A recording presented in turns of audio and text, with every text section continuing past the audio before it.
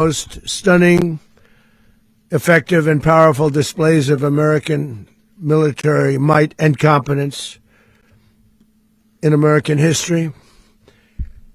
And if you think about it, we've done some other good ones like the attack on Soleimani, the attack on al-Baghdadi, and the obliteration and decimation of the Iran nuclear sites just recently in an operation known as Midnight Hammer, all perfectly executed and done. No nation in the world could achieve what America achieved yesterday, or frankly, in just a short period of time. All Venezuelan military capacities were rendered powerless as the men and women of our military, working with U.S. law enforcement, successfully captured Maduro in the dead of night. It was dark. The lights of Caracas were largely turned off due to a certain expertise that we have. It was dark and it was deadly. But captured along with his wife, Celia Flores, both of whom now face American justice. Maduro and Flores have been indicted in the Southern District of New York, it's Jay Clayton, for their campaign of deadly narco-terrorism against the United States and its citizens. I want to thank the men and women of our military who achieved such an extraordinary success overnight with breathtaking speed, power, precision, and competence. You rarely see anything like it. You've seen some raids in this country that didn't go so well. They were an embarrassment. If you look back to Afghanistan, or if you look back to the Jimmy Carter days, they were different days. We're a respected country again, like never before. These highly trained warriors operating in collaboration with U.S. law enforcement caught them in a very ready position. They were waiting for us. They knew we had many ships out in the sea, just sort of waiting. They knew we were coming. So they were in a ready, what's called a ready position. But they were completely overwhelmed and very quickly incapacitated. If you would have seen what I saw last night, you would have been very impressed. I'm not sure that you'll ever get to see it, but it was an incredible thing to see. Not a single American service member was killed, and not a single piece of American equipment was lost. We had many helicopters, many planes, many people involved in that fight. But think of that, not one piece of military equipment was lost, not one service member was, more importantly, killed. The United States military is the strongest and most fearsome military on the planet by far. With capabilities and skills our enemies can scarcely begin to imagine. We have the best equipment anywhere in the world. There's no equipment like what we have. And you see that even if you just look at the boats. You know, we've knocked out 97% of the drugs coming in by sea. 90%. Each boat kills on average, 25,000 people. We knocked out 97%. And those drugs mostly come from a place called Venezuela. We're going to run the country until such time as we can do a safe, proper, and judicious transition. So we don't want to be involved with having somebody else get in, and we have the same situation that we had for the last long period of years. So we are going to run the country until such time as we can do a safe, proper, and judicious transition. And it has to be judicious because that's what we're all about. We want peace, liberty, and justice for the great people of Venezuela, and that includes many from Venezuela that are now living in the United States and want to go back to their country. It's their homeland. We can't take a chance that somebody else takes over Venezuela that doesn't have the good of the Venezuelan people in mind. We've had decades of that. We're not going to let that happen. We're there now, and what people don't understand, but they understand as I say this, we're there now, but we're going to stay until such time as the proper transition can take place. So we're going to stay until such time as we're going to run it, essentially, until such time as a proper transition can take place. As everyone knows, the oil business in Venezuela has been a bust, a total bust, for a long period of time. They were pumping almost nothing by comparison to what they could have been pumping and what could have taken place. We're going to have our very large United States oil companies, the biggest anywhere in the world, go in, spend billions of dollars, fix the badly broken infrastructure, the oil infrastructure, and start making money for the country. And we are ready to stage a second and much larger attack if we need to do so. So we were prepared to do a second wave if we needed to do so. We actually assumed that a second wave would be necessary, but now it's probably not. The first wave, if you'd like to call it that, the first attack was so successful, we probably don't have to do a second, but we're prepared to do a second wave, a much bigger wave, actually. This was pinpoint, but we have a much bigger wave that probably won't have to do. This partnership of Venezuela with the United States of America, a country that everybody wants to be involved with because of what we were able to do and accomplish, will make the people of Venezuela rich, independent, and safe. And it will also make the many, many people from Venezuela that are living in the United States extremely happy. They suffered. They suffered. So much was taken from them. They're not going to suffer anymore. The illegitimate dictator Maduro was the kingpin of a vast criminal network responsible for trafficking colossal amounts of deadly and illicit drugs into the United States. As alleged in the indictment, he personally oversaw the vicious cartel known as Cartel de las Solas, which flooded our nation with lethal poison, responsible for the deaths of countless Americans, the many, many Americans. Hundreds of thousands over the years of Americans died because of him. Maduro and his wife will soon face the full might of American justice and stand trial on American soil. Right now, they're on a ship they'll be heading to, ultimately, New York, and then a decision will be made, I assume, between New York and Miami or Florida. But we have people where the overwhelming evidence of their crimes will be presented in a court of law. And I've seen it. I've seen what we have. It's both horrible and breathtaking that something like this could have been allowed to take place. For many years after his term as president of Venezuela expired, Maduro remained in power and waged a ceaseless campaign of violence, terror, and subversion against the United States of America, threatening not only our people, but the stability of the entire region.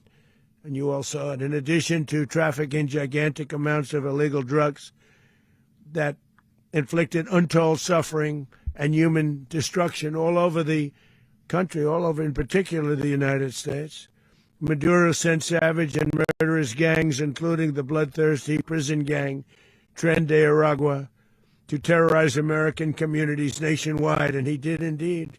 They were in Colorado. They took over apartment complexes. They cut the fingers off people if they called police. They were brutal, but they're not so brutal now.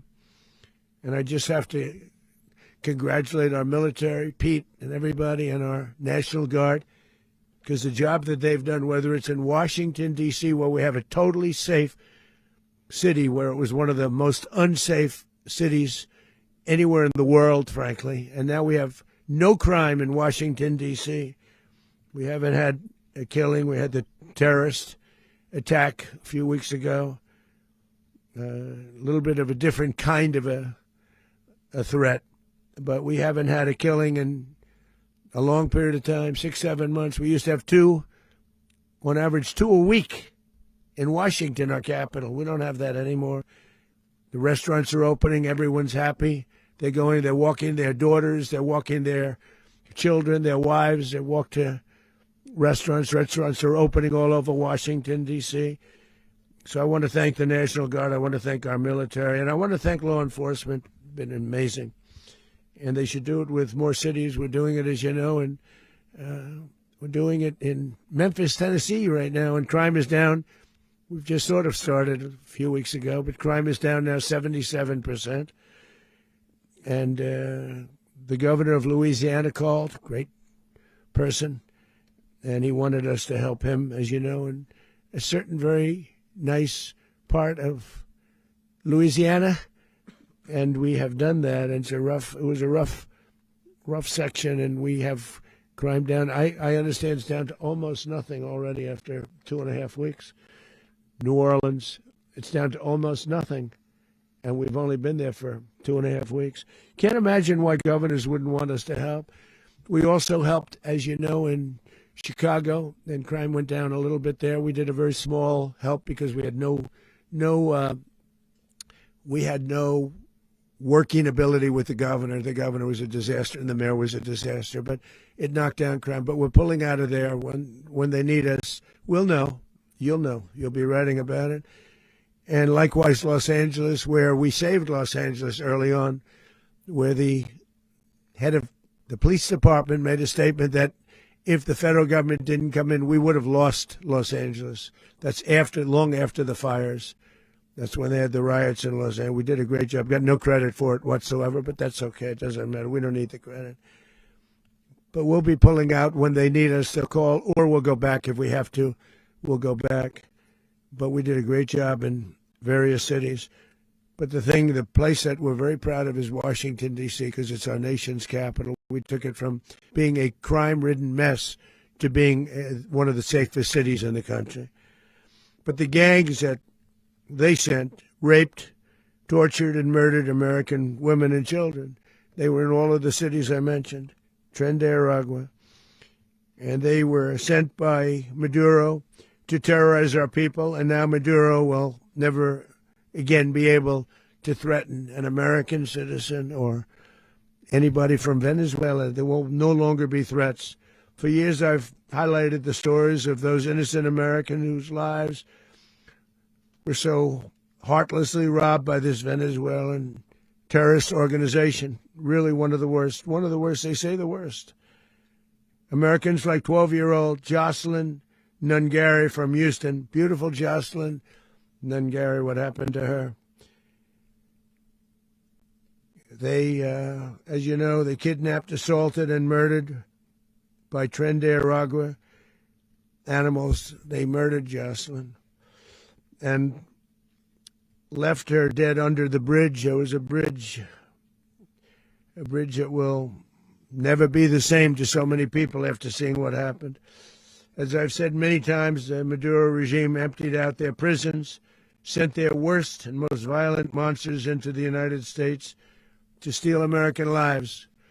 And they came from mental institutions and insane asylums. They came from prisons and jails. The reason I say both, they sound similar. Actually, prisons a little bit more hostile, a little bit tougher. A mental institution isn't as tough as an insane asylum, but we got them both. They sent from their mental institutions. They sent from their jails, prisons. They were drug dealers. They were drug kingpins. They sent everybody bad into the United States, but no longer. And we have now a border where nobody gets through. In addition, Venezuela unilaterally seized and stole American oil, American assets, and American platforms, costing us billions and billions of dollars. They did this a while ago, but we never had a president that did anything about it. They took all of our property. It was our property. We built it. And we never had a president that decided to do anything about it. Instead, they fought wars that were 10,000 miles away. We built Venezuela oil industry with American talent, drive, and skill, and the socialist regime stole it from us during those previous administrations, and they stole it through force.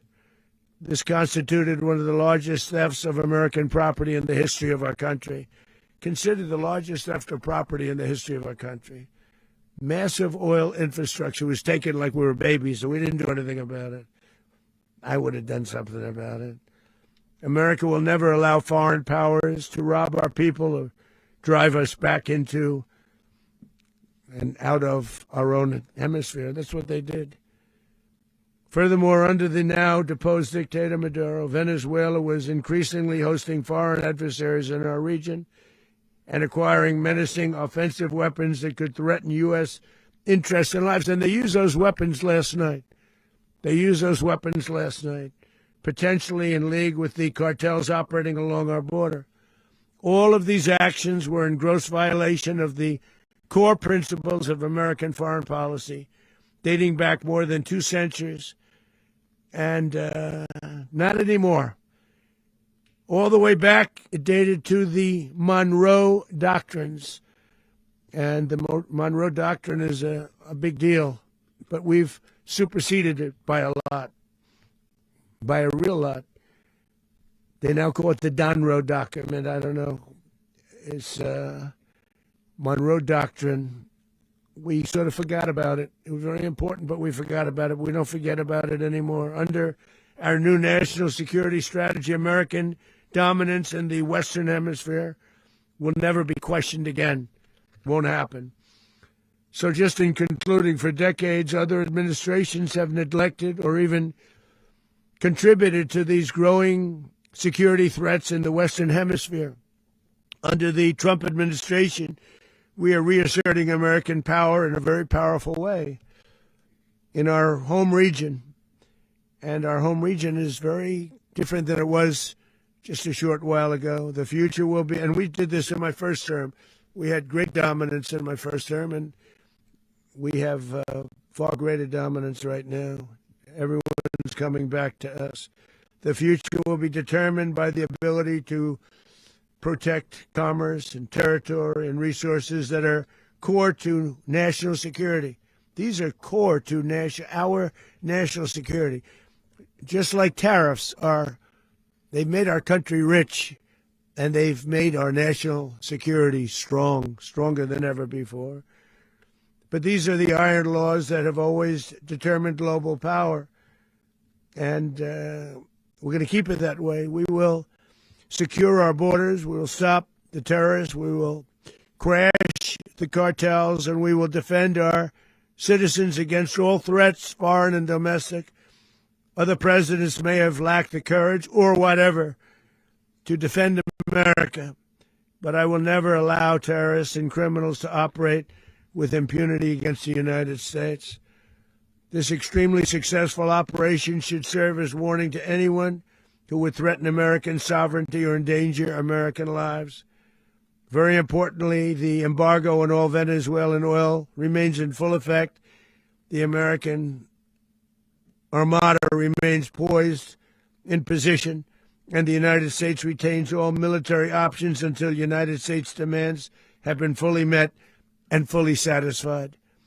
All political and military figures in Venezuela should understand what happened to Maduro can happen to them, and it will happen to them if they aren't just, fair, even to their people. The dictator and terrorist, Maduro, is finally gone, and Venezuela people are free. They're free again. It's been a long time for them, but they're free. America is a safer nation. This morning, it's a prouder nation this morning because it didn't allow this horrible person and this country that was doing very bad things to us. It didn't allow it to happen. And the Western Hemisphere is right now a much safer place to be. So I want to thank everybody for being here. I want to thank General Raisin Kane. He's fantastic. man. I've worked with a lot of generals. I worked with some I didn't like. I worked with some I didn't respect. I worked with some that just weren't good. But this guy is fantastic. I watched last night one of the most precise attacks on sovereignty. I mean, it was an attack for justice. And I'm very proud of him, and I'm very proud of our Secretary of War, Pete Hegseth, who I'm going to ask to say a few words. Thank you very much.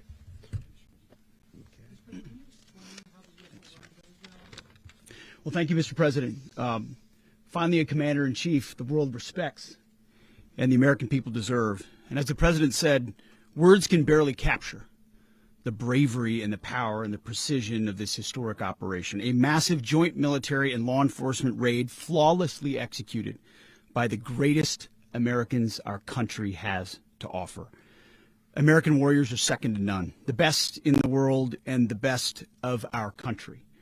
What all of us witnessed last night was sheer guts and grit, gallantry, and glory of the American warrior. I'm simply humbled by such men. And I tip my hat to our chairman, Dan Raisin Kane, and all those Americans who stood watch last night. Our warriors are the elite of America, and again, President Trump has your back. No other country on planet Earth, and it's not even close, could pull this kind of operation off. And no other president has ever shown this kind of leadership, courage, and resolve, the most powerful combination the world has ever seen. As the president said, our adversaries remain on notice. America can project our will anywhere, anytime. The coordination, the stealth, the lethality, the precision, the very long arm of American justice, all on full display in the middle of the night. Nicolas Maduro had his chance, just like Iran had their chance, until they didn't and until he didn't. He effed around, and he found out. President Trump is deadly serious about stopping the flow of gangs and violence to our country. Deadly serious about stopping the flow of drugs and poison to our people. Deadly serious about getting back the oil that was stolen from us. And deadly serious about reestablishing American deterrence and dominance in the Western Hemisphere. This is about the safety, security, freedom, and prosperity of the American people. This is America first. This is peace through strength. And the United States War Department is proud to help deliver it. Welcome to 2026. And under President Trump, America is back. I'd like to welcome now our chairman, Chairman Raisin Kane, to give a few more details about the operation. Mr. Chairman. Thank you, Mr. Secretary. Thank you, Mr. President, and good morning. Last night, on the order of the President of the United States and in support of a request from the Department of Justice, as the President said, the United States military conducted an apprehension mission in Caracas, Venezuela, to bring to justice two indicted persons, Nicolas and Cecilia Maduro. This operation, known as Operation Absolute Resolve, was discreet, precise, and conducted during the darkest hours of January 2nd and was the culmination of months of planning and rehearsal, an operation that, frankly, only the United States military could undertake. What I'd like to do this morning is talk to you through some of the preparation and the details without compromising any of our tactics, techniques, and procedures. There is always a chance that we'll be tasked to do this type of mission again. Our interagency work began months ago and built on decades of experience of integrating complex air, ground, space, and maritime operations. While the past 2 decades have honed the skills of our special operations forces, this particular mission required every component of our joint force, with soldiers, sailors, airmen, Marines, and Guardians working in unison with our intelligence agency partners and law enforcement teammates in an unprecedented operation. We leveraged our unmatched intelligence capabilities and our years of experience in hunting terrorists, and we could not have done this mission without the incredible work by various intelligence agencies, including the CIA, NSA, and NGA. We watched, we waited, we prepared, we remained patient and professional. This mission was meticulously planned, drawing lessons from decades of missions over the last many years, many missions over these last many years. This was an audacious operation that only the United States could do. It required the utmost of precision and integration within our joint force. And the word integration does not explain the sheer complexity of such a mission. An extraction so precise it involved more than 150 aircraft launching across the Western Hemisphere in close coordination, all coming together in time and place to layer effects for a single purpose: to get an interdiction force into downtown Caracas while maintaining the element of tactical surprise. Failure of one component of this well-oiled machine would have endangered the entire mission, and failure is never an option for America's joint force. Those in the air over Caracas last night were willing to give their lives for those on the ground and in the helicopters. Let me talk a little bit about the preparation. After months of work by our intelligence teammates to find Maduro and understand how he moved, where he lived, where he traveled, what he ate, what he wore, what were his pets, in early December, our force was set pending a series of aligned events. Key was choosing the right day to minimize the potential for civilian harm and maximize the element of surprise, and minimize the harm to the indicted personnel so, as the president said, they could be brought to justice. And as the president said earlier today, weather in Venezuela is always a factor this time of the year. And over the weeks through Christmas and New Year's, the men and women of the United States military sat ready, patiently waiting for the right triggers to be met and the president to order us into action. Last night, the weather broke just enough, clearing a path that only the most skilled aviators in the world could maneuver through. Ocean, mountain, low cloud ceilings. But when tasked with a mission, this organization does not quit. At 10:46 p.m. Eastern Time last night, the president ordered the United States military to move forward with this mission. He said to us, and we appreciate it, Mr. President, good luck and Godspeed. And those words were transmitted to the entire joint force. Over the course of the night, aircraft began launching from 20 different bases on land and sea across the Western Hemisphere. In total, more than 150 aircraft, bombers, fighters, intelligence, reconnaissance, surveillance, rotary wing were in the air last night. Thousands and thousands of hours of experience were airborne. Our youngest crew member was 20, and our oldest crew member was 49, and there's simply no match for American military might. As the night began, the helicopters took off with the extraction force, which included law enforcement officers, and began their flight into Venezuela at 100 feet above the water. As they approached Venezuelan shores, the United States began layering different effects provided by Spacecom, Cybercom, and other members of the interagency to create a pathway. Overhead, those forces were protected by aircraft from the United States Marines, the United States Navy, the United States Air Force, and the Air National Guard. The force included F-22s, F-35s, F-18s, EA-18s, E-2s, B-1 bombers, and other support aircraft, as well as numerous remotely piloted drones. As the force began to approach Caracas, the Joint Air Component began dismantling and disabling the air defense systems in Venezuela, employing weapons to ensure the safe passage of the helicopters into the target area.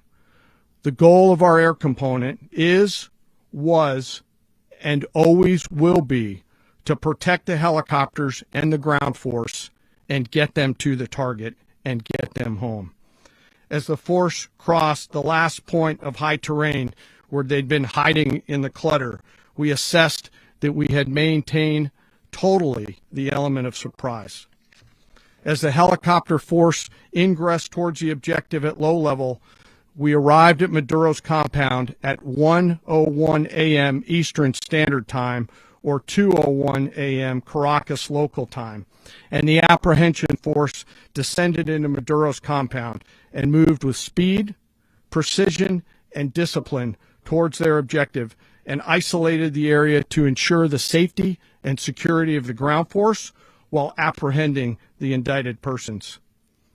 On arrival into the target area, the helicopters came under fire, and they replied with that fire with overwhelming force in self-defense. One of our aircraft was hit but remained flyable, and as the President said earlier today, all of our aircraft came home, and that aircraft remained flyable during the rest of the mission.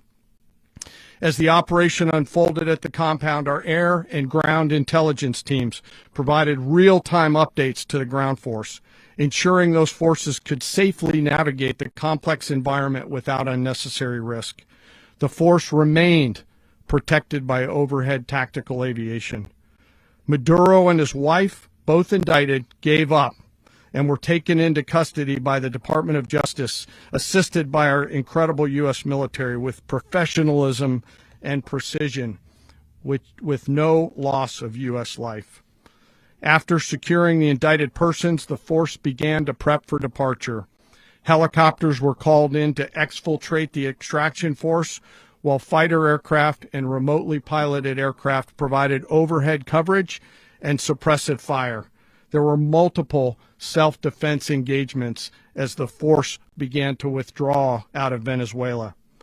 The force successfully exfiltrated and returned to their afloat launch bases, and the force was over the water at 3:29 a.m. Eastern Standard Time with indicted persons on board.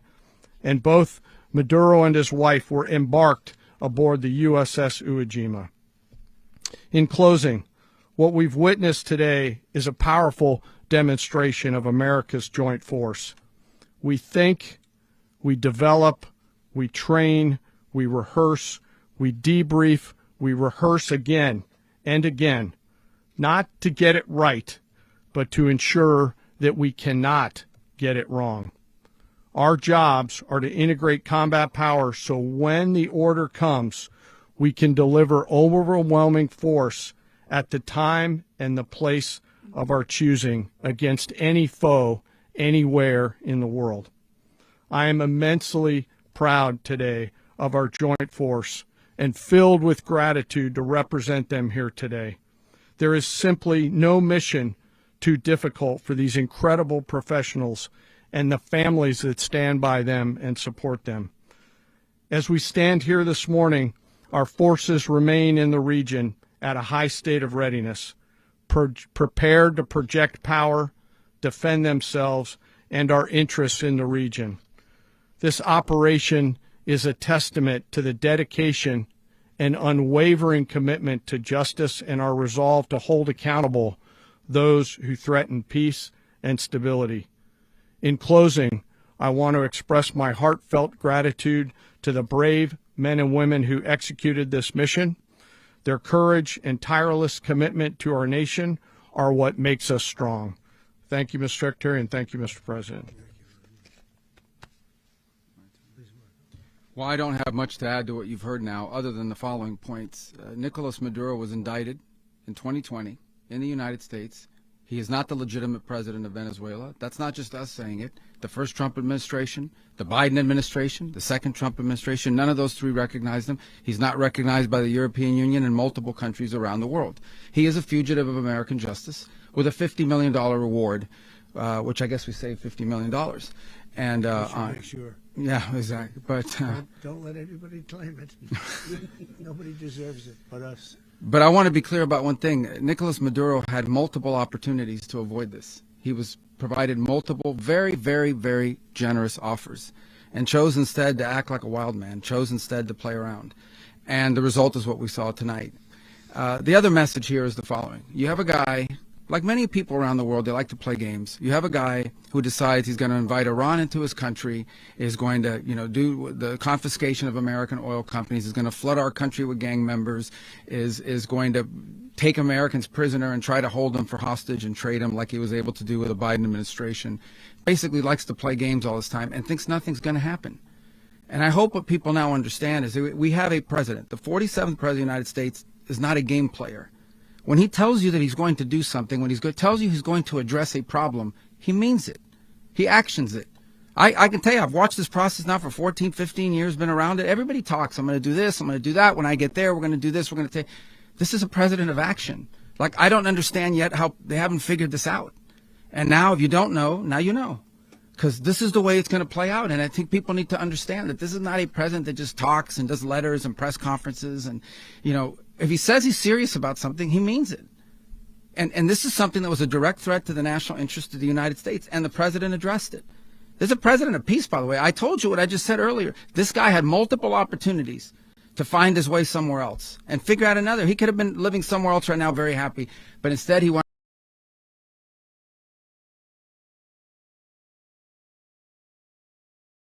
to play big boy.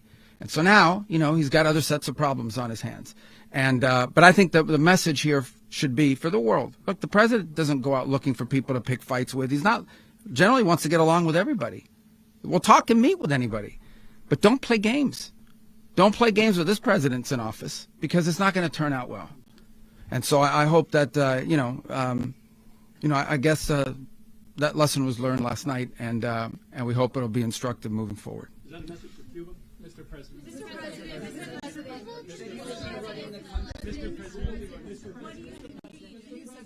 Please. Well, we're going to be running it with a group, and we're going to make sure it's run properly. We're going to rebuild the oil infrastructure, which will cost billions of dollars. It'll be paid for by the oil companies directly. They will be reimbursed for what they're doing, but that's going to be paid. And we're going to get the oil flowing the way it should be. As you know, it was just a minor flow. It was actually a minor flow for what they have. But we're going to run it properly, and we're going to make sure the people of Venezuela are taken care of. We're going to make sure the people that were forced out of Venezuela by this thug are also taken care of. President, does the U.S. running the country mean that U.S. troops will be on the ground? How will that work? Well, they always say boots on the ground. So we're not afraid of boots on the ground if we have to have. We had boots on the ground last night at a very high level, actually. We're not afraid of it. We don't mind saying it. But we're going to make sure that that country is run properly. We're not doing this in vain. This is a very dangerous attack. This is an attack that could have gone very, very badly. Could have gone very badly. We could have lost a lot of people last night. We could have lost a lot of dignity. We could have lost a lot of equipment. The equipment is less important, but we could have lost a lot. And we're going to make sure that this is proper. We're there now. We're ready to go again if we have to. We're going to run the country right. It's going to be run very judiciously, very fairly. It's going to make a lot of money. We're going to give money to the people. We're going to reimburse people that were taken advantage of. We're going to take care of everybody. It's very important. We couldn't let them get away with it. They stole our oil. We built that whole industry there, and they just took it over like we were nothing. And we had a president that decided not to do anything about it. So we did something about it. We're late, but we did something about it. Yeah, please. Mechanism by which you're going to run the country? Are you going to designate a U.S. official to coordinate? Yes, it's all being done right now. We're designating people. We're talking to people. We're designating various people, and we're going to let you know who those people are. Would run Venezuela? Well, it's largely going to be for a period of time. The people that are standing right behind me. We're going to be running it. We're going to be bringing it back. It's a dead. I talk about a dead country. A year and a half ago, we were a dead country. Now we're the hottest country anywhere in the world. We're a country doing better than any country anywhere in the world. And it required leadership. Venezuela has a lot of bad people in there, a lot of bad people that shouldn't be leading. We're not going to take a chance that one of those people take over for Maduro. So you can look at, and others, we have fantastic people, including people in the military, So we're going to have a group of people running it until such time as it can be put back on track, make a lot of money for the people, and give people a great way of life, and also reimbursement for people in our country that were forced out of Venezuela. Rubio would be. You said earlier today that you weren't going to back Machado to come back and be the opposition leader in your Fox and Friends interview. And then you also mentioned the vice president of Venezuela. Are you going to work with the vice president of Venezuela, or how do you foresee the relationship? Well, I understand she was just sworn in, but she was, as you know, picked by Maduro. So Marco's working on that directly. He just had a conversation with her, and she's essentially willing to do what we think is necessary to make Venezuela great again. Very simple. Mr. President, Colombian President Gustavo Petro, a couple weeks ago, he said he's got to watch his ass. And today he said he's not concerned about anything happening to him in the aftermath of this operation. So just what your message is about that. Well, he has cocaine mills. He has factories where he makes cocaine. And, yeah, I think I stick by my first statement. He's making cocaine. They're sending it into the United States. So he does have to watch his ass. Mr. President, did you notify any members of Congress in advance? Marco, do you want to talk about that? Because you were involved in it. Sure. We call members of Congress immediately after. This was not the kind of mission that you can do congressional notification on. It was a trigger-based mission in which conditions had to be met night after night. We watched and monitored that for a number of days. So it's just simply not the kind of mission you can call people and say, hey, we may do this at some point in the next 15 days. But it's largely a law enforcement function. Remember, at the end of the day, at its core, this was an arrest of 2 indicted fugitives of American justice, and the Department of War supported the Department of Justice in that job. Now, there are broader policy implications here, but it's just not the kind of mission that you can pre-notify because it endangers the mission.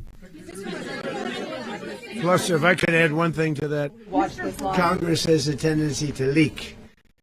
This would not be good.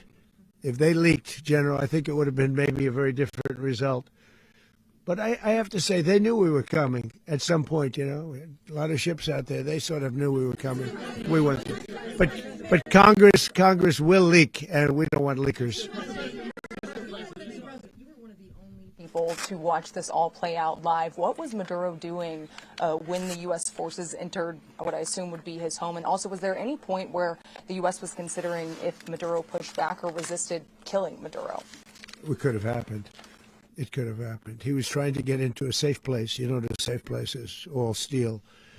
And he wasn't able to make it to the door because our guys were so fast. They went through the opposition so fast. And there was a lot of opposition. You know, people were wondering, did we get them by surprise? Sort of surprised, but they were waiting for something. It was a lot of opposition. There was a lot of gunfire. You saw some of it today. But he was trying to get to a safe place, which wasn't safe because we would have had the door blown up in about 47 seconds, they say on average, regardless of how thick the steel was. It was a very thick door. It was a very heavy door, but he was unable to get to that door. He made it to the door. He was unable to close it. Go ahead, finish. To be in the time being right now. Do you know his exact Well, whereabouts? eventually, ultimately, in the near future, he's going to be brought to New York. And where is he going to be held? Where is he going to be held in New York? Do you know? That's going to be up to the officials that do these things. Mr. President, the U.S. has something of a mixed track record of ousting dictators without necessarily a plan for what comes afterwards. Not with Did me. that weigh on your decision? Well, that's when we had different presidents, but with me, that's not true. With me, we've had a perfect track record of winning. We win a lot, and we win. If you look at Soleimani, you look at al-Baghdadi, you look at the Midnight Hammer. Midnight Hammer was incredible. Right now, you wouldn't have peace in the Middle East. We have essentially peace in the Middle East because of that. If we weren't successful with Midnight Hammer, you wouldn't have peace in the Middle East. So, with me, you've had a lot of victory. You've had only victories. You've had no losses. Yeah. How long do you expect the U.S. to run Venezuela, and how soon do you want the Venezuelan people to hold elections? So I'd like to do it quickly, but it takes a period of time. You know, we're rebuilding. We have to rebuild their whole infrastructure. The infrastructure is rotted. It's actually very dangerous. It's blow-up territory. Oil is very dangerous. It's a very dangerous thing to take out of the ground. It can kill a lot of people. It has killed a lot of people doing just that. The infrastructure is old. It's rotted. Much of it is stuff that we put there 25 years ago, and we're going to be replacing it. And we're going to take a lot of money out so that we can take care of the country. Yeah. Are you saying that Secretary Rubio and Mr. President, China, Russia, and Iran have interests in Venezuela. How does this operation affect your relationships with them when it comes to the oil and drugs? In terms of China and Russia, Russia when we get things straightened out. But in terms of other countries that want oil, we're in the oil business. We're going to sell it to them. We're not going to say we're not going to give it to them. In other words, we'll be selling oil probably in much larger doses because they couldn't produce very much because their infrastructure was so bad. So we'll be selling large amounts of oil to other countries, many of whom are using it now, but I would say many more will come. Are you saying, Mr. President, are you saying that, Mr. President, are you saying that, Mr. President, thank you. What is your message to the people of Venezuela today? Of course, the civilian population specifically, they have a lot of questions. What is your message to the people of Venezuela? That you're going to have peace, justice. You're going to have some of the riches that you should have had for a long period of time. It was stolen from you. But you're going to have peace and you're going to have safety. You're going to have justice. You're going to have a country. You're going to have a real country. You're going to have potentially a great country. You know, if you go back 20 years, maybe even a little longer ago, that was a great country. And they destroyed it. Remember I said that if we lose this election, the United States will be Venezuela on steroids. That's what would have happened.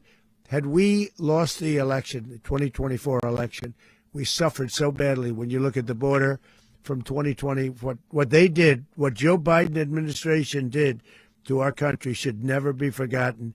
But if we had to go through another year of that, we would be exactly where Venezuela was in terms. I used to say, if they win, we're going to be Venezuela on steroids, and that's what would have happened. President, thank you. Are you saying that Secretary Hegseth and Rubio are going to be running Venezuela, and will you be sending in U.S. military troops to provide? They're going to be a team that's working with the people of Venezuela to make sure that we have Venezuela right. Because for us to just leave, who's going to take over? I mean, there is nobody to take over. You have a vice president who's been appointed by Maduro. And right now she's the vice president, and she's, I guess, the president. She was sworn as president just a little while ago. She had a long conversation with Marco, and she said, we'll do whatever you need. I think she was quite gracious, but she really doesn't have a choice. We're going to have this done right. We're not going to just do this with Maduro, then leave like everybody else, leave and say, let it go to hell. If we just left, it has zero chance of ever coming back. We'll run it properly. We'll run it professionally. We'll have the greatest oil companies in the world go in and invest billions and billions of dollars and take out money, use that money in Venezuela. And the biggest beneficiary are going to be the people of Venezuela. And also, I can't stress this strongly enough, the people that got thrown out of Venezuela that are now in the United States. And frankly, some want to stay and some probably want to go back. Yeah. The country, and were any of the detained Americans? Well, right now they're very protected because nobody's going to mess with us. They're very protected. The people of, and we let them know that you better not touch one of them. And are you concerned that bad elements of the Maduro regime will remain in place? Well, we know who they are. We're on them, and they're acting much differently now than they would have acted 2 days ago. Okay, wait, behind you, please. Mr. President, why is running a country in South America America first? Well, I think it is because we want to surround ourselves with good neighbors. We want to surround ourselves with stability. We want to surround ourselves with energy. We have tremendous energy in that country. It's very important that we protect it. We need that for ourselves. We need that for the world. And we want to make sure we can protect it. Yes, sir. Please, go ahead. Yeah, is there a message here for Cuba and Diaz-Canel? Well, Cuba is an interesting case. Cuba is, not doing very well right now. That system has not been a very good one for Cuba. The people there have suffered for many, many years. And I think Cuba is going to be something we'll end up talking about because Cuba is a failing nation right now, very badly failing nation. And we want to help the people. It's very similar in the sense that we want to help the people in Cuba, but we want to also help the people that were forced out of Cuba and living in this country. Do you want to say something about that, Marco, please? Well, I mean, I just gave you a statement a few minutes ago about when the president speaks, you should take him seriously. So suffice it to say, Cuba is a disaster. It's run by incompetent, senile men, and in some cases, not senile but incompetent nonetheless. It has no economy. It's in total collapse. And by the way, they were, all of the guards that helped protect Maduro, this is well known, their whole spy agency, all that were full of Cubans. I mean, it's amazing. This poor island took over Venezuela in some cases. One of the biggest problems the Venezuelans have is they have to declare independence from Cuba that tried to basically colonize it from a security standpoint. So, yeah, look, if I lived in Havana and I was in the government, I'd be concerned, at least a little bit. Cutting off the oil flow to Cuba from Venezuela? Well, the president already announced a week ago that anything that's sanctioned oil, it's not going to be allowed to get there. So that's a pre-existing. The answer is yes. Yes.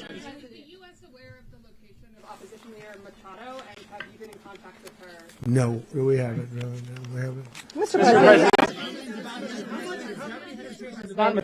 President, on Monday. Oh, I think it would be very tough for her to be the leader. She doesn't have the support within or the respect within the country. She's a very nice woman, but she doesn't have the respect. Mr. President, is it possible that the U.S. ends up administrating Venezuela for years? Well, it won't cost us anything because the money coming out of the ground is very substantial, so it's not going to cost us anything. We will. Well, we want safety there. We want to be surrounded by countries that aren't housing all of our enemies all over the world. That's what was happening, and you don't want to have that. But we're going to be rebuilding, and we're not spending money. The oil companies are going to go in. They're going to spend money. We're going to take back the oil that, frankly, we should have taken back a long time ago. A lot of money is coming out of the ground. We're going to get reimbursed for all of that. We're going to get reimbursed for everything that we spend. So it's going to be a very important. This is a very big evening that took place last night. We have to be surrounded by safe, secure countries, and we also have to have energy. Very important. We have to have energy that's real energy, not where they're getting 4% and 5% of the energy out of the ground. You take a look. It was such a disaster. So what's going to happen with Venezuela, I think, over the next period of a year, is going to be a great thing, and the people of Venezuela will be the biggest beneficiaries. Going to send in the U.S. military. Mr. President, thank you. What did you last speak to Maduro about when you spoke? And is the U.S. Well, I don't want to get into the Venezuela? conversations, but I did have conversations with him, and I said, you got to surrender. And I actually thought he was pretty close to doing so, but now he wished he did, yeah.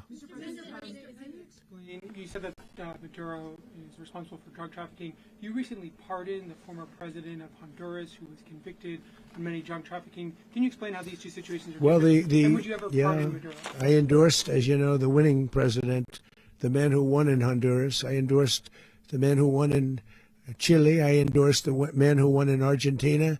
And we are doing very well with that whole group. What the man that I pardoned was, if you could equate it to us, he was treated like the Biden administration treated a man named Trump. That didn't work out too well for them. This was a man who was persecuted very unfairly. He was the head of the country. He was persecuted very unfairly. And there are a number of them. And we felt that it was a very unfair situation that happened to him. He's also a party member of the man who won. So obviously the people liked what I did. And one of the reasons that was done is because of the fact that the party in power felt very strongly that that man was treated very badly. I studied it very quickly, and then I studied it in great detail. I went to a lot of the people standing behind me, and they felt that that man was persecuted and treated very badly. That's why I gave him a pardon. You referenced boots on the ground earlier. Can you just sort of button this up? Do you envision the U.S. military having a presence in Venezuela as the U.S. runs that country? No, we're going to have a presence in Venezuela as it pertains to oil, because we have to have, we're sending our expertise in. So you may need something, not very much. But no, we're going to be taking out a tremendous amount of wealth out of the ground. And that wealth is going to the people of Venezuela and people from outside of Venezuela that used to be in Venezuela. And it goes also to the United States of America in the form of reimbursement for the damages caused us by that country. So I want to thank you all very much. Thank you. Do you have one? Yes, please. You were so nice before. I'm going to give you the final question. Go ahead. Thank you, Mr. Unless President. it's a bad question. In which case, I'll go one word. It's about who? It's about Putin, if you want. About Putin? Well, that's always nice to talk about Putin.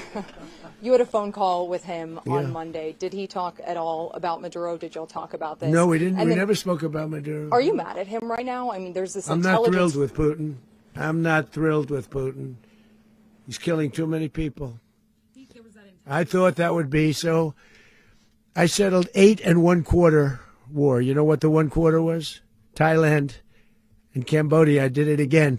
They broke out, and I did it in about 5 hours, and I settled it. I'm giving myself 1/4, so I'm up to now 8 1/4. In other words, I settled the war, but then they broke out. They had a pretty bad breakout over the last 4 days. I got them to go back to peace, so I only give 1/4. I thought the easiest one would be, one of the easier ones would be Russia, Ukraine. It's not, and they both have done some pretty bad things. And look, that's Biden's war. That's not my war. But I want to stop the lives. Did you see where last month, 30,000, it was 27,000 the month before. 30,000, mostly soldiers, were killed this last month. 30,000. I want to stop that. You know, I got NATO to pay 5% instead of the 2% that they weren't paying. They weren't paying 2, now they pay 5. And we send them a lot of munitions. We send them a lot of things, missiles and various other things, a lot. And they pay. The United States is not losing money. We're probably making money on that. It's the last thing I care about. I just want to stop all those people. We're losing 25,000, 30,000 human beings that come from 2 places that are very far away. But if I can stop, because it's something I've been pretty good at doing, deals, I guess. It's all a deal. Life is a big deal. But if I can stop that war and stop 30,000 young people, in addition to the fact that people are being killed in Kiev, people are being killed in other cities throughout, you know, a much smaller number, but they're being killed, viciously killed. So I'm not happy about it. I thought that would be something that would get solved. We have Mr. Witkoff here. I think that we're making progress, but that's a war that should have never happened. If I were president, it would have never happened. Putin says it. Everybody says it. If I were president, that would have never happened. But I inherited that war. That was Joe Biden, Zelensky, and Putin. I came into the situation, and it's a mess. And I will say this. I watched an operation last night that was so precise, that was so brilliant. I mean, it was incredible. If we had our people, like this general and our people involved, that war would not have gone on very long, that I can tell you. That war, to use an old term, that war has become a bloodbath, and we want it to get stopped. Thank you very much, everybody.